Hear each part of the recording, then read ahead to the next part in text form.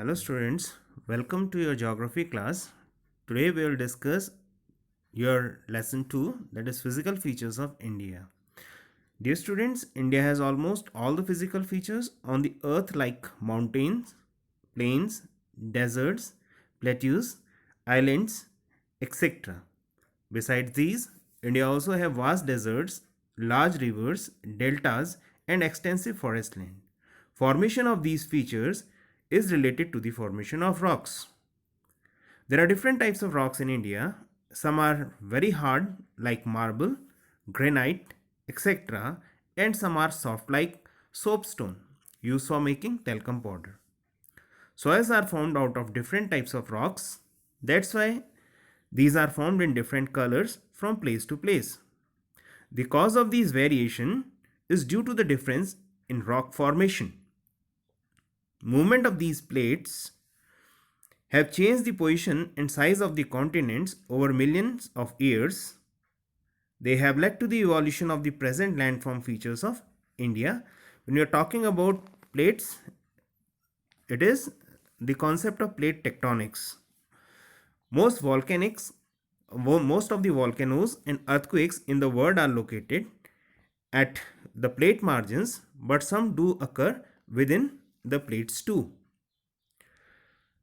So moving to the detailed description of the major physiographic divisions of India, we have basically divided the physical features of India into 6 main physiographic divisions. The first out of the 6 is the Himalayan mountains, followed by the northern plains, the peninsular plateau,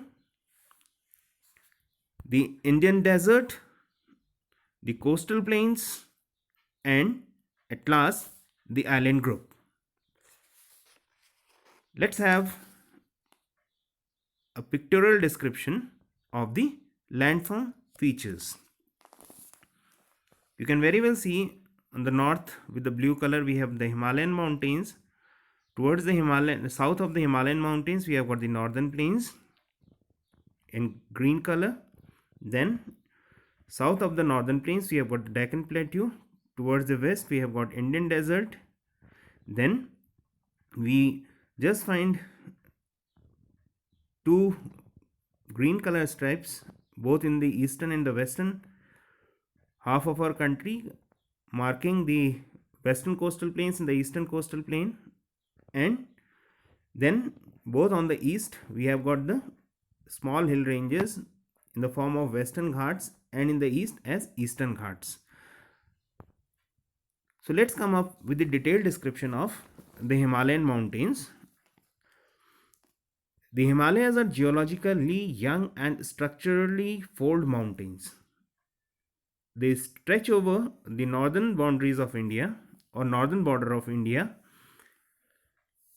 These mountains are in the form of an arc covering a distance of about 2400 km.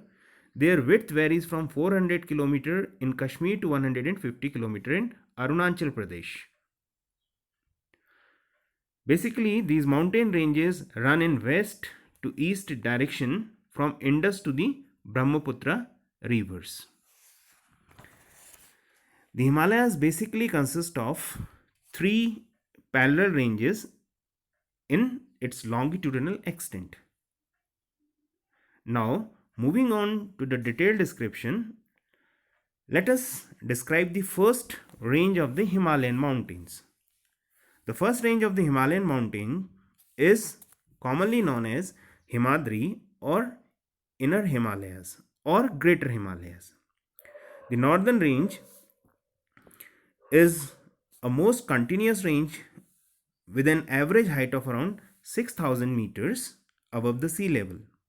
It consists of all the prominent Himalayan peaks like Mount Everest, Kanchenjunga, Makalu, etc. Kanchenjunga is the highest peak of the Himalayas in India and with an height of around 8598 meters, whereas the highest peak is Mount Everest with an height of around 8848 meters. it lies in Nepal. Greater Himalayas are snow covered all the year round. The core of this part is composed of granite. The fold of the Great Himalayas, they are basically folded mountains. So the folds which we generally observe in the underlying rocks of Himalayas, they are asymmetrical in nature. Then moving on to the second layer or the second range of Himalayas is the Himachal or Lesser Himalayas. When you take into consideration, this range lies to the south of the Himadri and forms the most rugged mountain system of the north. It is composed of highly compressed rocks with height varying from 3,700 to 4,500 meters. The average width of this range of Himalayas is about 50 kilometers. It is basically composed of ranges like the Pir Panjal, Dhauladhar, and the Mahabharat range. But this is one of the most beautiful and most accessible part of the Himalayan mountain ranges. The Pir Panjal is the longest and the most important range. These Himalayas also contain the valleys having well-known hill stations in them. The common hill stations are Kashmir, Kangra and Kullu, Mussoorie, Nainital and Ranikhet in Uttarakhand. Now moving on to the outermost part of the Himalayas, or say the Shivaliks. This is the third range of the Himalayas. This is the outermost range which holds a height varying between 900 to 1100 meters. Their average width is 10 to 50 kilometers. They are composed of coarse sediments brought down by rivers from the main Himalayan ranges. These valleys are covered with thick gravel and alluvium. The longitudinal valleys lying between the Lesser Himalayas and Shivaliks are popularly known as dunes. Some of the common examples to these dunes are Dehradun, Kotli Dun, Patli Dun, and so on. Now, these Himalayan mountains have been regionally divided.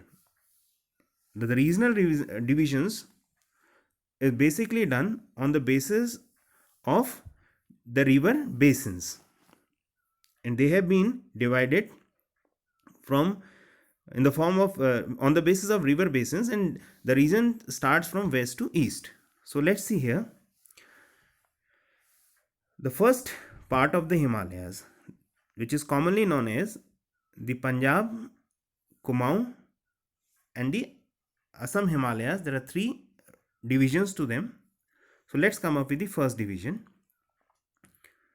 In the west, the part of the Himalayas lying between Indus and Satluj river has been traditionally known as the Punjab Himalayas, but it is also known as regionally as Kashmir and Himachal Himalayas from west to east respectively.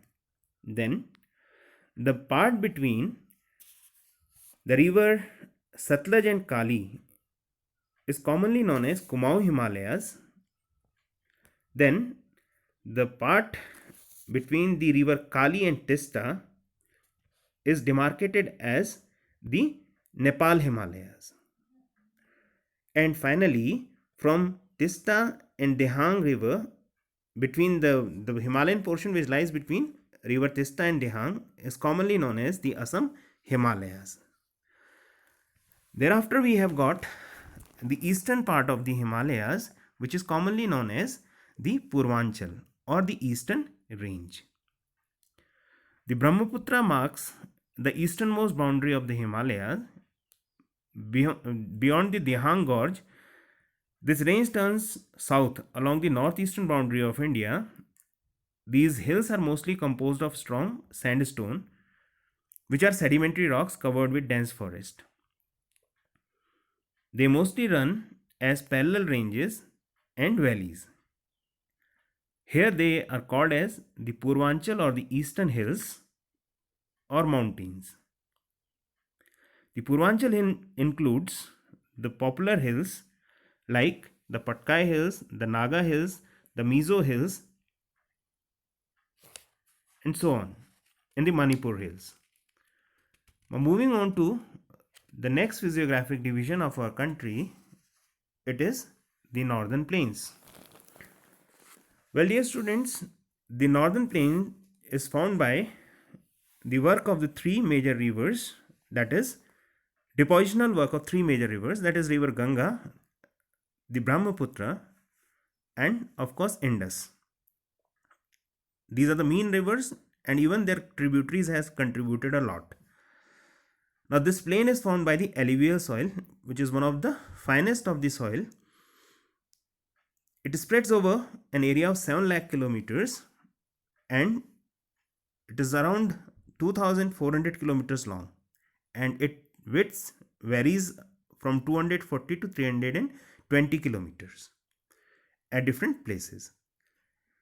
Then this plain area is densely populated on account of having fertile soil and basically due to accessibility to resources and other infrastructure developments. Now let's discuss these plains in detail. Parts of the northern plain. There are three parts to the northern plains. First plain comes the Punjab plain. It is the western part of the plain. It has been formed by the Indus and its many tributaries. The larger part of this plain lies in Pakistan. The Indus and its tributaries are your Jhelum, the Ravi, the Satluj, the Beas and the Chenab. They all originate in Himalayas. The Punjab plain is also dominated by Doabs. Do means two and abs means land. So land between two rivers give rise to the term Doab. That is why Punjab simply means land between 5 rivers. Then moving on to the next, we have got the Ganga plains. It is in the middle part of the plain.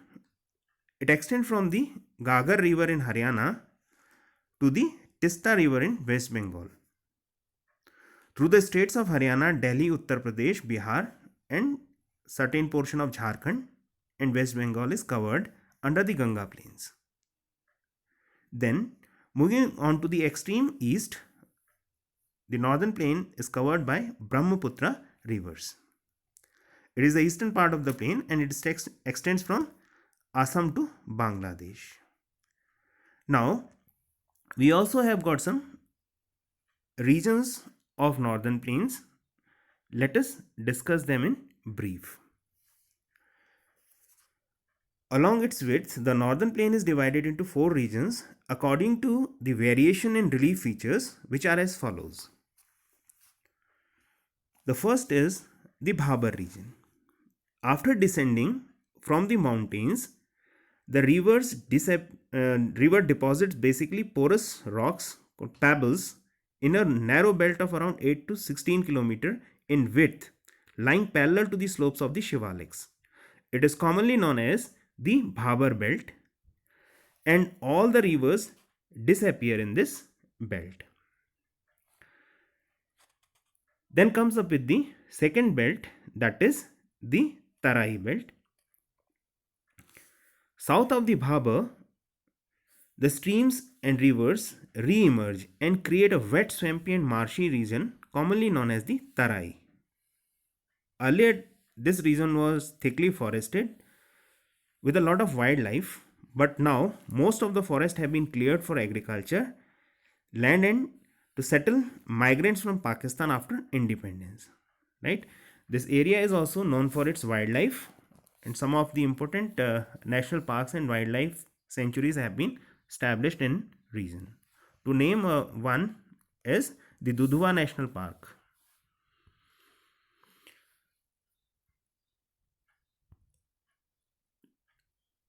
Now there are two more divisions to the regional divisions to the northern plains, that is on the basis of your say the deposition of silt or the alluvium. So according to this, we have got the Bhangar soil and the Khadar soils. Now basically the larger portion of the northern plains, it is covered of your old alluvium, which is commonly known as Bhangar, and the fresh one is known as the Khadar. Fine. Now let's move to the next physiographic division of our country, and that is the peninsular plateau. The peninsular plateau is a tableland basically composed of old crystalline rock. It is formed due to the breaking up of and drifting up of the Gondwana land, right? Thus, it is one of the most oldest and the stable landmass for our country. The plateau has broadly been divided into two parts, that is the Central Highlands and the Deccan Plateau. Now, when you talk about the Central Highland, this is the part lying north of the Narmada River, which covers most of the Malwa Plateau.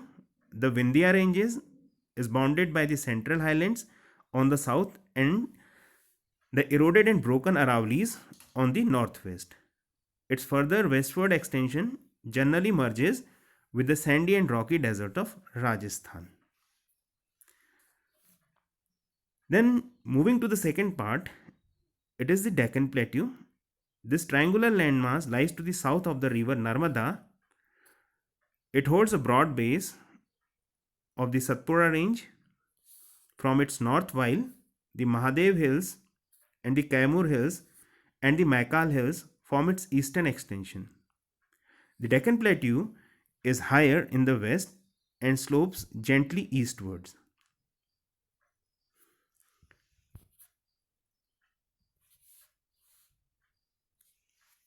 Further, it spreads from the Chota Nagpur Plateau,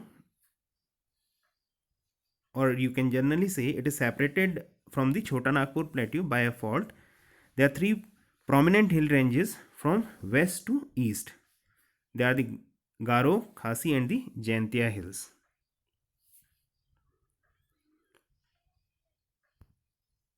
Now moving on to the Ghats. We have got two Ghats, right, which mark the eastern and the western edges of the Deccan Plateau. So let's come up with the Western Ghats first.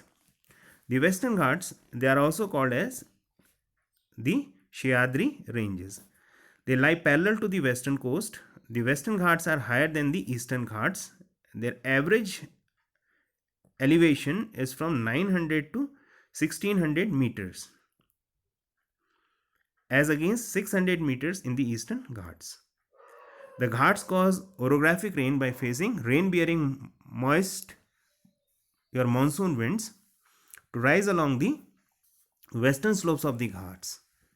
The height of the Western Ghats increases from north to south. Basically, if you take Anaimudi, that is 2695 meter, and Doda Beta 2637 meter are the highest peaks found here. It is commonly known for some of the hill stations. The famous hill stations of Uti and Kodaikanal are in these hills. The Western Ghats are continuous and can be crossed through passes only, whereas the Eastern Ghats stretch from the Mahanadi Valley to the Nilgiris in the south. The Eastern Ghats are discontinuous and irregular and dissected by rivers draining the Bay of Bengal. Mahendragiri, that is 1501 meters, is the highest peak in the Eastern Ghats. Then the Nilgiri hills in the Tamil Nadu lie at the junctions of the Eastern and the Western Ghats.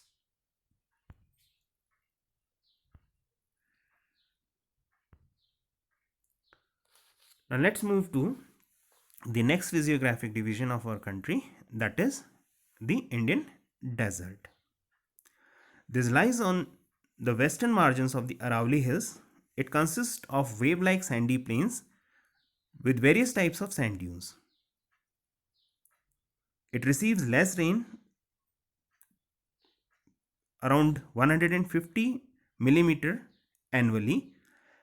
It has arid type of climatic conditions with very poor vegetation. Here streams appear only during the monsoon season. Luni is the only large river in this region. Crescent-shaped sand dunes called bar chains cover most of the desert, but longitudinal dunes are also seen on the western edge of this region near the Indo-Pak border. This desert is commonly known as the Thar Desert. Further, let's move to the coastal plains of our country. Basically, we have got two coastal plains. The peninsular plateau is bordered by narrow coastal stripes running along the Arabian Sea on the west and the Bay of Bengal on the east. The western coast, which lies between the Western Ghats and Arabian Sea, is a narrow plain. It consists of three sections. Basically, the northern part of the coast is called the Konkan coast, and the central stretch is called as the Kannada plain, and the southern stretch is called the Malabar coast. The plains which lie along the Bay of Bengal is